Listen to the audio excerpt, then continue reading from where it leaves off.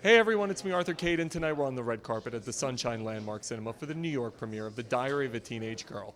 We'll be bringing interviews with the cast and creators, so get ready for a great night behind the velvet rope.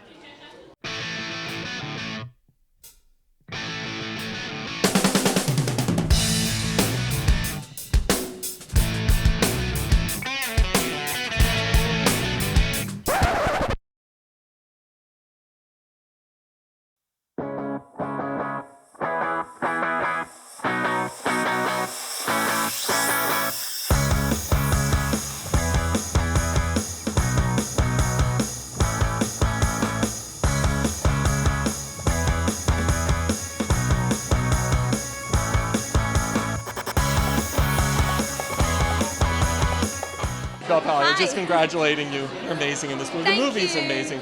Talking about telling this story, it's unlike any coming-of-age young female story I remember ever seeing. I'm so proud to be telling this story. I feel like we don't tell enough stories about women, and especially about women when they're teenagers, and especially about teenage sexuality. So I feel like it's a lot of things that have been waiting to happen in a movie. Yeah. I was reading that Marielle, when she saw your audition tape, even though there were other actresses being looked at for the part, she couldn't get you out of her head. And then you nailed it. Talk to me about, what was it about this character that really drew you to it? Everything. I mean, it was really the most honest portrayal of a teenage girl that I've ever read. You know, it really taps into that kind of extremity of emotion that you have when you're a teenager. You know, everything's life or death. Someone touches your tit and you're in love with them. Someone breaks up with them, and you feel like you're going to die. I think it's just so true to being a teenager, and it also addresses teenage female sexuality in a way that's never been done before. I mean, it's something we don't want to talk about, so let's talk about it. This movie is amazing, and I've got to tell you, I loved it. I don't remember a coming-of-age story for a young woman quite like this. And the relationship between you and Belle in the movie is phenomenal. Talk to me about telling this story.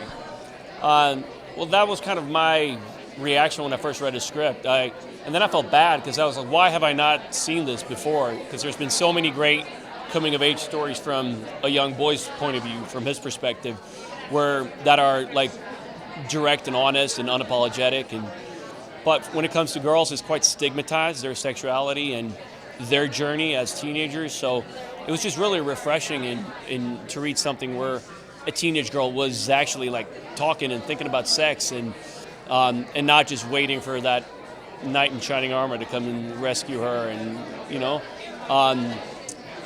and Monroe, I thought, was a very challenging character to play, because to find a way to play someone who could so easily become too predatory. I think that relationship, and that got me excited. Is there any way of breaking that up in a way so it's not too predatory? Because if you play it that way, it's not going to be interesting to watch. It comes off creepy, and that's fine if it's just in brief moments. But for an hour and 40 minutes, you're just going to get rid of this douchebag, you know.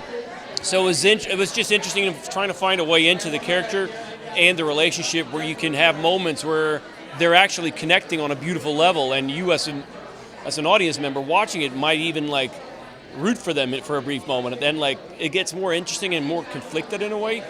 And I think it's always more interesting when you make the audience confused, or where they're like, oh, I should feel this way, but I feel the opposite. What's wrong and what's going on? And so it's just lovely to try to discover that with Belle and Mari. Talk to me about being here for the New York premiere. I'm just incredibly thrilled. As I said last time, this is such a long way coming from Mari, and such a great accomplishment. She just did an amazing job with this film, and the fact that people in New York are now going to get to see it and experience it in a way that I have, hopefully, and more. It's really exciting. The one thing that blows me away, I don't ever remember a female coming-of-age story like this. Well, that's what I said. I mean, last time I watched the film, because one of my favorite films this year was Boyhood, and I was like, I've been saying they need to make Girlhood for girls, and I was like, oh, this is kind of like the Girlhood version. I mean, I don't want to, announce this and then get into some controversy, but for me, it was this is the female version of what it's like for a girl to grow up and to find herself. How crazy is it to see the reaction this movie's gotten from Sundance to now? I mean, it's kind of shocking because when I made this movie, I wasn't even thinking about the fact that anyone would ever watch it. I was actually just feeling like I was making it for myself. And suddenly at some point I thought, oh no, people are going to see this. And then now it's so much fun to share it with people because the reaction has been so positive and it's just felt amazing. And now I just feel proud of it and happy to put it out into the world. Even if it's not a movie for everybody, I feel like it's a movie for some, and those who love it will be really passionate about it. What was it about Phoebe's story and about this book that just drew you in and you were like, this has to be my first movie? I had never come across what felt like such an honest depiction of female sexuality and what it really felt like to be a teenage girl. I think we tend to see really two-dimensional teenage girl characters on screen, and that's not how it really feels. You feel like a total full human being when you're a teenage girl who has agency, who knows what she's doing. And I was just so blown away to finally see what felt like my real feelings reflected in a piece of literature. It meant so much to me.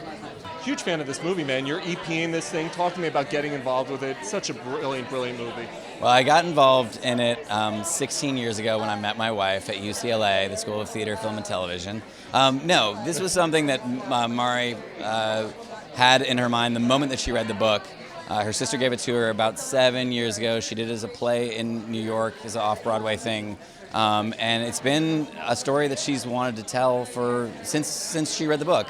And this is an amazing experience to get to this point. It was so difficult for her to even get the rights to do it as a play, and then get the rights from Phoebe to do it as it's a very personal story, obviously. So to be here tonight is a really wonderful feeling for how many years it's taken to put this together. And what's mind-blowing, the reaction at Sundance, phenomenal. It's her first film. Who nails it like this on their first film? And she did. Yeah, no, she really stuck the landing in a way that I knew she had it in her, but this is something else entirely. She's an incredibly talented director and puts. It's very nice that she puts our family in a different sort of tax bracket of class, because we didn't have any. With me being involved. So I almost didn't want to put my name in the credits at all, so just not to ruin anything. There's no coming-of-age story movie that I can remember of a young woman and her sexuality quite like this. Talk to me about seeing your story made into this movie. Well, it was a gradual process because I got to know the director over about 8 years.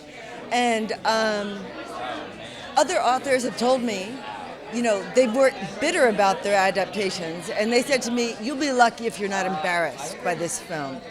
But I've been so fortunate because I love the film, and I've just had a lot of fun, being involved kind of peripherally, getting to know everyone. It was wonderful.